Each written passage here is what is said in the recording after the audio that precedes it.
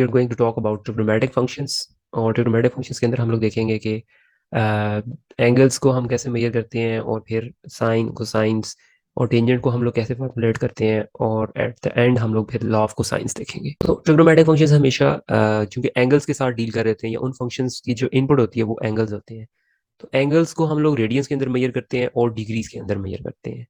तो हमने दोनों को जो है वो रिलेशन जो है वो pi radians is equals to 180 degree के साथ हम रिलेट करते हैं कि हमारे पास 180 डिग्री होंगे तो हमारे पास 1 पाई रेडियंस के इक्वल होता है। तो अगर हम लोगों ने सिमिलरली अगर हमने कन्वर्ट करना है डिग्रीज टू रेडियंस, तो हम लोग क्या करेंगे कि 180 को डिवाइड कर देंगे पाई से, पाई बाय 180 डिग्री हो जाएगा। मीन्स कि हम लोग डिग्री को डिग्री से कैंसिल कर लेंगे तो हमारे पास सिर्फ रेडियंस बच जाएगा। तो ये हमारे पास पाई बाय 4 रेडियंस आंसर आ जाएगा। सिमिलरली अगर हमें रेडियंस से डिग्रीज में जाना है, तो इस केस में हमने रेडियंस को खत्म करना है, तो फिर हम रेडियंस को डिवाइड में या डिनोमिनेटर में ले जाएंगे। तो 180 डिवाइड बाई पाई रेडियंस कर लेंगे, और फिर हम मल्टीप्लाई करेंगे इस कन्वर्जन, इस जो भी करना चाह रहे हैं कन्वर्जन जिसकी भी।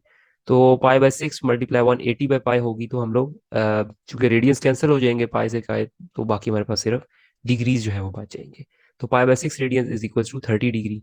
तो सिमिलरली अगर हम लोग और एंगल्स को भी इसी फॉर्मूला के साथ अगर कन्वर्ट करें, तो हम लोग किसी भी डिग्री एंगल को रेडियंस में और रेडियंस को डिग्री में कन्वर्ट कर सकते हैं। तो यहाँ पे हम लोग देख सकते हैं कि 45 डिग्री अगर एंगल है तो हम रेडियंस में उसको लिखेंगे तो वो पाई बाय 4 लिखेंगे, और अगर 90 डिग्री है तो उसको हम लोग पाई बाय 2 रेडियंस जो है वो लिखेंगे या मेजर करेंगे। सिमिलरली 30 डिग्री है तो पाई बाय 6 रेडियंस की इक्वल होगा, और 60 डिग्री है तो पाई बाय 3 रेडियंस की इक्वल होगा। एक्स वाई प्लेन के अंदर हम लोग एंगल्स जब भी मेजर कर रहे होते हैं, तो अगर हम काउंटर क्लॉकवाइज एंगल को मेजर कर रहे होंगे तो हम उसको पॉजिटिव के साथ लिखेंगे, या पॉजिटिव मेजर लिखेंगे, या पॉजिटिव एंगल्स लिखेंगे। और अगर हम लोग काउंटर क्लॉकवाइज एंगल्स मेजर कर रहे होंगे तो फिर हम उसको नेगेटिव एंगल्स के अंदर लिखेंगे, या नेगेटिव साइन के साथ लिख रहे होंगे, और हम कहेंगे कि हम नेगेटिव मेजर कर रहे हैं एंगल्स को। तो सिमिलरली अगर रेडियंस के अंदर हम मेजर कर रहे हैं, तो अगर हम काउंटर क्लॉकवाइज रेडियंस मेजर कर रहे हैं तो हम लोग फिर उसको पॉजिटिव लिखेंगे, और अगर क्लॉकवाइज मेजर कर रहे हैं एंगल्स तो फिर हम उन्हीं एंगल्स को नेगेटिव के अंदर लिखेंगे। तो चूंकि हमारे पास 0 से 180 डिग्री या 180 डिग्री जो है वो पाई रेडियंस की इक्वल होता है, तो अगर मैंने एक हाफ सर्कल कवर किया तो दैट मीन्स पाई रेडियंस, और अगेन यहाँ से वापस हाफ सर्कल कवर किया तो दैट मीन्स 2 पाई रेडियंस, और थर्ड टाइम जब मैंने यहाँ पे कवर किया तो this equals to 3 pi radians. Similarly अगर हम इसको नेगेटिव के अंदर मेजर करेंगे तो इसी तरह से -पाई 5 पाई बाय 2 रेडियंस हो जाएगा, और -3 पाई बाय 4 रेडियंस हो जाएगा। इस दी आर्क लेंथ, या कि हम लोग रेडियंस को डिफाइन कैसे करते हैं, तो रेडियंस को हमेशा डिफाइन थ्रू सर्कल हम लोग कर रहे होते हैं। कि अगर मेरे पास एक ऐसा सर्कल है जिसका रेडियस और जो हम लोग ये आर्क है या उसका जो सर्कल की सर्कमफेरेंस है वो इतना पार्ट हो कि उसके रेडियस के इक्वल हो जाए, तो जो एंगल उस आर्क का सबटेंड हुआ है वो एंगल हमारे पास 1 रेडियन की इक्वल होगा। दैट मीन्स कि रेडियस जितना जो डिस्टेंस है वही अगर हमने यहाँ आर्क के ऊपर ट्रेवल किया है, या आर्क का डिस्टेंस और रेडियस का डिस्टेंस इक्वल हो गया है, रेडियस इक्वल हो गया, तो ये 1 रेडियन की इक्वल होगा। और इसको अगर मैथमेटिकली लिखेंगे तो theta is equals to S over R लिखेंगे, और इसी इक्वेशन को हम लोग लिख सकते हैं S is equals to R theta.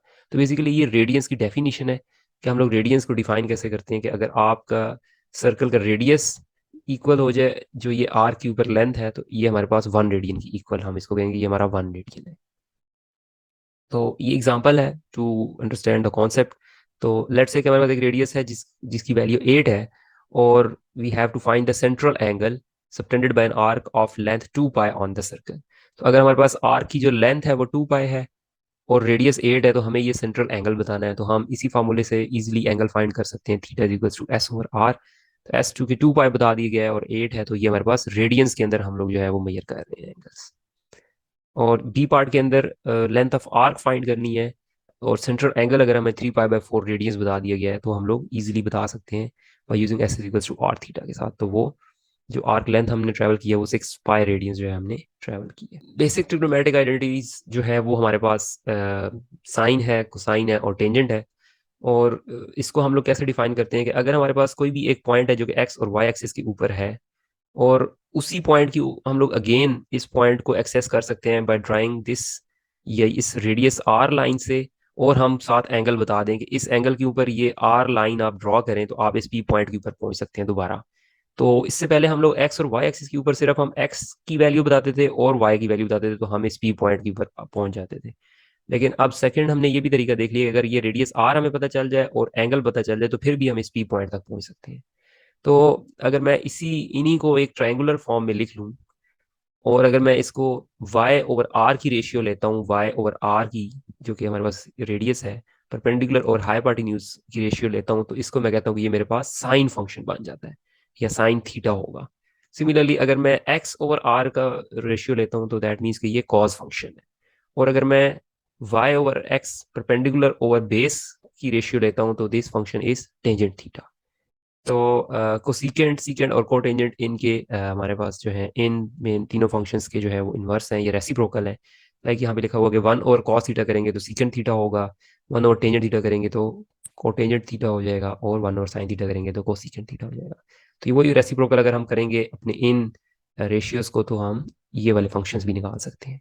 और टेंजेंट थीटा को हम लिख सकते हैं sine theta over cos theta. तो लेट्स से कि हमारे पास एग्जांपल है, तो एग्जांपल के अंदर हम लोग देख सकते हैं कि चूंकि अब x और y को हम रिप्रेजेंट कर सकते हैं और cos थीटा और r sin थीटा से, क्योंकि हमने अभी जो इस स्लाइड के अंदर हमने देखा है, अगर मुझे इसमें y की वैल्यू फाइंड करनी है y साइड की, तो मैं y is equal to r sin theta, r को मल्टीप्लाई करूंगा तो ये वैल्यू आ जाएगी, और x की वैल्यू हो जाएगी r cos थीटा।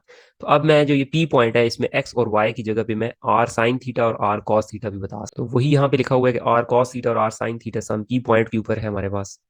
तो लेट्स से कि रेडियस अगर 1 है और हमने एंगल फाइंड करना है साइन और कोसाइन 2 पाई बाई 3 का, तो अगर मैं रेडियस 1 रख के और ये साइन और कोसाइन रेडियंस के अंदर मेजर करूं तो मेरे पास जो पी पॉइंट आता है वो -1/2 और √3/2 आता है, जो कि ये पॉइंट है। तो मुझे y के अंदर √3/2 जो है वो ऊपर की तरफ जाना पड़ेगा, और x में -1/2 आना पड़ेगा। तो मेरा ये पी पॉइंट बनता है। और अगर मैं रेडियस 1 रख के और एंगल ये वाला सब्टेंड करूँ 2 पाई बाई 3, तो फिर भी मैं यहाँ पे इस पी पॉइंट तक पहुंच जाऊंगा। सिमिलरली अनदर एग्जांपल है कि साइन और कोसाइन -π/4 रेडियंस अगर करेंगे हम लोग, तो हमारे पास वो यहाँ फोर्थ क्वाड्रेंट के अंदर आ रहा होगा कि अगर मैं कॉस और साइन इसी -π/4 रेडियंस की फाइंड करता हूँ तो √2/2 और -√2/2 आता है, जो कि ये पॉइंट। इन ट्रिग्नोमेट्रिक फंक्शंस की रेंज, डोमेन और रेंज हम लोग कैसे बता सकते हैं? तो अगेन डोमेन जो कॉन्सेप्ट है वो हमारे पास इनपुट फंक्शन को इनपुट हम जितनी वैल्यूज कर सकते हैं तो वो डोमेन है, और जो फंक्शन की आउटपुट वैल्यूज आती हैं तो वो हमारे पास रेंज कहलाती है। तो अगर मैं फर्स्ट ग्राफ के अंदर देखूं जो कि साइन फंक्शन है, तो साइन को मैं तमाम एंगल्स या मल्टीपल ऑफ दैट एंगल जो है, हम मल्टीपल रियल नंबर जो होंगे नंबर्स, उनको हम यूज कर सकते हैं साइन के अंदर। लाइक साइन पाई हो सकता है, साइन 2 पाई हो सकता है, 3 पाई हो सकता है, कोई भी मल्टीपल होगा जो कि रियल नंबर होगा, तो मैं इस साइन फंक्शन को इनपुट करूंगा तो मेरा साइन फंक्शन कोई ना कोई वैल्यू दे रहा होगा। तो अगर मेरा फंक्शन इमेजिनरी नंबर और इन्फिनिटी नंबर जो है वो अगर नहीं दे रहा, तो फिर मेरे पास उसकी डोमेन वैलिड होगी, या वो डोमेन के लिए हम वो नंबर यूज कर सकते हैं।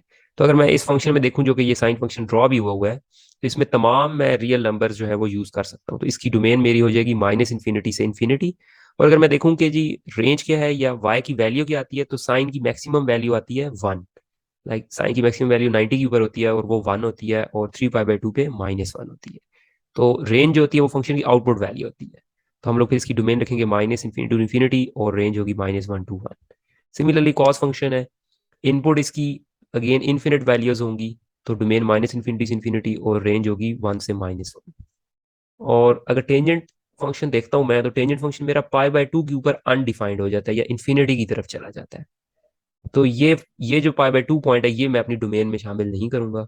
तो all real numbers except odd integer multiples of π/2, like π/2, 3 π/2, तो ये मैं ऑड मल्टीपल्स जो होंगे, ये 1 π/2 है, ये 3 होगा, तो ऑड नंबर मल्टीपल्स मैं यूज नहीं कर सकता क्योंकि मेरा फंक्शन अनडिफाइंड हो जाता है। और रेंज क्या है? रेंज मीन्स कि इसकी आउटपुट वैल्यू अगर हम लोग देखें तो ये इन्फिनिटी की तरफ जा रहा है, पॉजिटिव और नेगेटिव इन्फिनिटी, तो इसकी ये रेंज हो जाएगी। सिमिलरली अगर सीकेंड फंक्शन देखूंगा तो मेरे पास सीकेंड फंक्शन अगेन π/2 और -π/2 देखें तो हमारे पास ये अनडिफाइंड हो रहा है फंक्शन। तो मैं अगेन +-π/2 +-3 π/2 जो है, ये सारे मल्टीपल्स जो हैं उसके ऑड मल्टीपल्स यूज नहीं कर सकता, और इसके अलावा मैं तमाम रियल नंबर यूज कर सकता हूँ। और अगर मैं रेंज देखूं तो पॉजिटिव रेंज इसकी 1 से अपवर्ड पॉजिटिव इन्फिनिटी तक आती है, और नेगेटिव साइड पे देखूं तो -1 से -इन्फिनिटी तक रेंज आती है। तो मैं यहाँ पे इसकी रेंज इस तरह से लिखूंगा। सिमिलरली कोसिकेंट थीटा अगर हम देखें तो सीकेंट ही है, बट वो थोड़ा सा शिफ्टेड है और वो π/2 के ऊपर है। तो ये चूंकि पाई के ऊपर जो है वो अनडिफाइंड हो रहा है पाई, और प्लस माइनस दोनों साइडों पे, तो हम प्लस माइनस पाई और इसके मल्टीपल्स नहीं यूज़ कर सकते, उसके अलावा तमाम नंबर यूज़ कर सकते हैं। और सिमिलरली कोटेंजेंट जो है वो हमारे पास पाई के ऊपर और उसके मल्टीपल्स के ऊपर जो है वो अनडिफाइंड हो रहा है, तो ये हम इसकी डोमेन में यूज़ नहीं कर सकते, जबकि रेंज इसकी प्लस इन्फिनिटी से माइनस इन्फिनिटी है। ट्रिग्नोमेट्रिक फंक्शंस जितने भी हैं वो हमारे पास पीरियोडिक फंक्शंस हैं। Like a function f of x is periodic if there is a positive number p such that कि हम original function f of x के अंदर पी ऐड करें, एक्स प्लस पी करें, तो अगेन सेम फंक्शन हमें मिल रहा हो, तो हम ऐसे फंक्शन कहते हैं कि ये पीरियोडिक फंक्शन है। तो smallest such value of P is the time period of that function F. तो जितने भी हमारे पास ट्रिग्नोमेट्रिक फंक्शन है उन वो किसी न किसी सम पी वैल्यू के लिए पीरियोडिक है। तो sine function, cos function, secant और कोसीकेंड पीरियोडिक है विद रिस्पेक्ट टू 2 पाई, और टेंजेंट और कॉट फंक्शन जो है वो हमारे पास पीरियोडिक है with respect to pi. Like ये अपने आप को रिपीट करते हैं आफ्टर 2 पाई के बाद, लाइक सेम शेप हमारे पास नजर आ रही होती है। तो अगर हम लोग यहाँ ग्राफ के अंदर देखें तो ये ओरिजिनल मेरे पास कॉस फंक्शन है, तो कॉस फंक्शन 2 पाई तक मेरे पास ये वाली शेप बना रहा है इस तरह की। तो 2 पाई के बाद दोबारा से वही शेप फिर बनना शुरू हो जाती है, तो इसलिए मेरे पास कॉस फंक्शन का जो टाइम पीरियड है वो 2 पाई है। और अगर मैं कॉस के अंदर x/2 कर देता हूँ, लाइक उसका एंगल को डिवाइडेड बाई 2 कर देता हूँ, तो मेरे पास जो टाइम पीरियड है उस फंक्शन का वो इंक्रीज हो जाएगा जितने नंबर से मैंने इसको डिवाइड किया। 2 से डिवाइड किया तो मेरा टाइम पीरियड अब 2 टाइम्स इंक्रीज हो गया, लाइक 4 पाई हो गया है। तो अब मेरा ये जो कॉस x/2 का टाइम पीरियड है वो 4 पाई हो गया। और सिमिलरली अगर मैं 2 टाइम्स मल्टीप्लाई करता हूँ तो मेरा टाइम पीरियड 2 टाइम्स डिवाइड हो जाएगा। लाइक पहले 2 पाई था तो अब 2 पाई को डिवाइड बाई 2 करेंगे, इस टू मल्टीपल 2 है, तो मेरे पास जो टाइम पीरियड आ गया वो अब कॉस 2x का सिर्फ पाई रह गया, यानी पाई के बाद ही अपने आप को रिपीट कर रहा है, उसी तरह की शेप बन रही है फंक्शन। सिमिलरली इवन और ऑड फंक्शंस के अंदर अगर हम लोग फाइंड करना चाहते हैं तो इवन फंक्शन वो होंगे कि अगर हम x को माइनस एक्स के साथ रिप्लेस करें तो अगेन पॉजिटिव ही या एफ ऑफ एक्स ही हमें मिल रहा हो, तो वो इवन फंक्शन है। और अगर x को माइनस एक्स के साथ रिप्लेस करें और माइनस एफ ऑफ एक्स आ रहा हो या माइनस ऑफ दैट फंक्शन आ रहा हो तो वो ऑड फंक्शन। तो ये सारे ऑड फंक्शंस हैं, और कॉस और सीकेंड जो है वो सिर्फ इवन फंक्शंस हैं। ओके, सम मोर ट्रिग्नोमेट्रिक आइडेंटिटीज। और हम लोगों को पता है कि जो सर्कल की इक्वेशन होती है वो x square plus y square is equals to r square होती है, और अगर आर 1 है तो मैं इधर 1 लिख सकता हूँ। और हमने ये भी पढ़ लिया है कि अगर एक्स और वाई मुझे पी पॉइंट के लिए चाहिए तो मैं कॉस थीटा लिख सकता हूँ और साइन थीटा लिख सकता हूँ अगर आर मेरा 1 है तो मैं यही एक्स और वाई को अगर मैं इसके अंदर रिप्लेस करूँ तो मैं ये ट्रिग्नोमेट्रिक आइडेंटिटी पहले ही बता सकता हूँ कि cos square theta plus sine square theta is equals to 1 for the unit circle. और अगर मैं इसी आइडेंटिटी को पहले डिवाइड करूं कॉस स्क्वायर थीटा से, तो मेरे पास जो नई इक्वेशन या नई आइडेंटिटी आएगी वो आ जाएगी cos square theta by cos square theta 1 हो जाएगा, और ये टेंजेंट थीटा हो जाएगा is equals to secant square theta. और अगर इसी इक्वेशन को साइन स्क्वायर से डिवाइड करूं तो मेरे पास ये वाली ट्रिग्नोमेट्रिक आइडेंटिटी आ जाएगी। सम मोर फार्मूलाज, लाइक अगर हमारे पास सम एंगल सम फार्मूलाज हैं कि अगर कॉस ए प्लस बी हो रहे हैं, एंगल सम हो रहे हैं, तो हम उनको इस तरह से भी लिख सकते हैं cos A cos B minus sign A sine B. और अगर साइन के अंदर ऐड हो रहे हैं तो हम साइन ए कॉस बी और कॉस ए साइन बी लिख सकते हैं। और अगर ये मेरे पास ए और बी दोनों अगर हम थीटा यूज कर लें तो ये मेरे पास फॉर्मूला शॉर्ट होके ये बन जाएंगे। क्योंकि ए प्लस बी दोनों थीटा हो गए तो कॉस 2 टाइम्स थीटा हो गया, cos theta means cos square theta, और sine theta means sine square theta. हमने ए और बी दोनों को थीटा से रिप्लेस किया तो हमारे पास ये नई आइडेंटिटी आ जाएगी। और सिमिलरली सेकंड वाले में करेंगे तो हम यहाँ पे पहुंच जाएंगे। और डबल एंगल फार्मूलाज भी हमारे पास होते हैं, like cos square theta equals to 1 plus cos 2 theta over 2 हम लिखते हैं, और sine square theta equal to 1 minus cos 2 theta over 2। Okay जी, लॉ ऑफ कोसाइंस हमारे पास क्या है।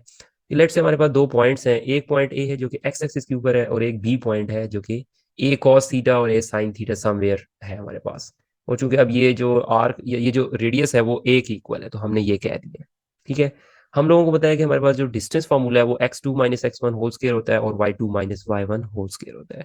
अगर हम यही डिस्टेंस फार्मूला अप्लाई करें और ये c की वैल्यू फाइंड करना चाहें तो हम लोग लिख सकते हैं c equals to c square equals to a cos theta जो कि x2 है माइनस x1 और plus a sine square minus 0, तो हमारे पास ये आ जाएगा।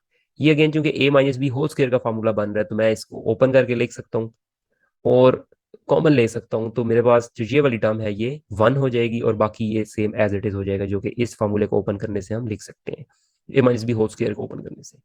तो मेरे पास जो ये फार्मूला है वो ये बन जाएगा। अब अगर मेरे पास इस इक्वेशन में थीटा की वैल्यू मैं पाई/2 यूज करता हूँ तो मेरी ये इक्वेशन रिड्यूस होकर अगेन सर्कल की इक्वेशन रह जाती है जो कि C square equal to A square plus B square है। तो इसका मतलब क्या हुआ कि अगर मेरे पास जो ये एंगल है या जो राइट एंगल ट्राइंगल है अगर वो नहीं बन रही और मेरा जो एंगल है वो ग्रेटर देन 90 हो गया है, तो अब मैं इस बी पॉइंट तक पहुंच सकता हूँ। अगेन सर्कल की इक्वेशन थी, बट मुझे अब something I have to subtract from that original equation. तो वो मुझे -2ab cos थीटा करना पड़ेगा, तो तब मैं इस बी पॉइंट तक पहुंच सकता हूँ। इससे पहले हम लोग चूंकि राइट एंगल ट्राइंगल्स बनाते थे, तो राइट एंगल ट्राइंगल के लिए ये इक्वेशन वैलिड है, c² = a² + b²। लेकिन जब मेरे पास अब ये वाला जो एंगल है वो ग्रेटर देन 90 हो गया, तो अब मेरे पास ये जो इक्वेशन है, इससे मैं इसके ऊपर एक्सेस नहीं कर सकता। तो अब मुझे अगर बी पॉइंट पे पहुंचना है तो मुझे उसमें से कुछ माइनस करना पड़ेगा।